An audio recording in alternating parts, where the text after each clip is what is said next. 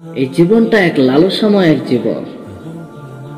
লোভ, লালসা এগুলো যেন আমাদের শেষ হতে চায় না। আরো টাকা লাগবে, আরো বাড়ি লাগবে, আরো খেতি লাগবে, আরো সম্পত্তি লাগবে আমার।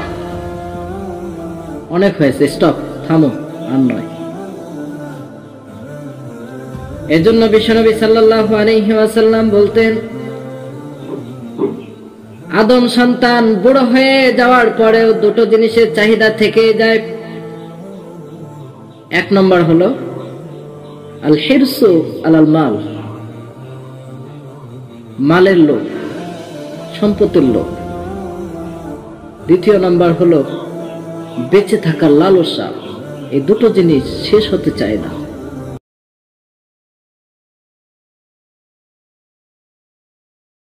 প্রশান্তি নেমে আসে।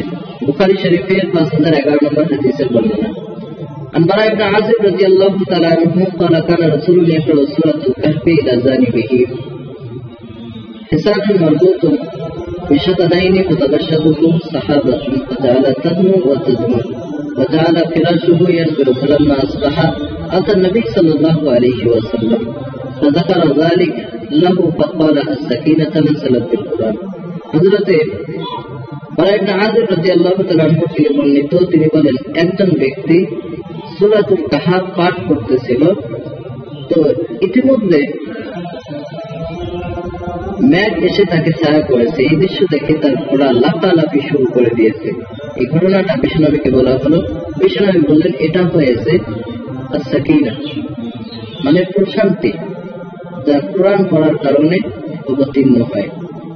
তিরমিজি শরীফের 3506 নম্বর হাদিসের বর্ণনা। হযরত আবু হুরায়রা রাদিয়াল্লাহু তাআলা আনহু থেকে বর্ণিত, তিনি বলেন, বিশ্বনবী জনাবে মুহাম্মদুর রাসূলুল্লাহ সাল্লাল্লাহু আলাইহি ওয়াসাল্লাম বলেছেন, যদি কোনো ব্যক্তি আল্লাহ রাব্বুল আলামিনের 99টা নাম মুখস্থ করে বা পড়ে, আল্লাহ রাব্বুল আলামিন তাকে জান্নাতে দিয়ে দেবেন। মুসলমান কখনো কাপুরুষ হয় না। যুদ্ধের ময়দানে কাফের বেঈমানদের সামনে বুক চাড়িয়ে দাঁড়িয়ে থাকে। ইসলামের ছানটা কখনো মাটিতে পড়তে দেয় না। চিল্লায়া বলেন ঠিক কি না? কুরআন কারীম আল্লাহ রাব্বুল আলামিন বলেন, ইয়ারফাইল্লাহুল্লাযীনা আমানু মিনকুম ওয়াল্লাযীনা উতুল ইলমা দারাজাতিন ওয়াল্লাহু বিমা তা'মালুনা খাবীর। আল্লাহ রাব্বুল আলামিন বলেন, তোমরা ঈমান যারা নিয়ে এসেছো, যাদেরকে ইলম দেওয়া হয়েছে, অবশ্যই আমি আল্লাহ রাব্বুল আলামিন তাদের মর্যাদাকে বাড়িয়ে দেব। তোমরা এটা মনে করো না যে আল্লাহ রাব্বুল আলামিন তোমাদের খবর রাখে না।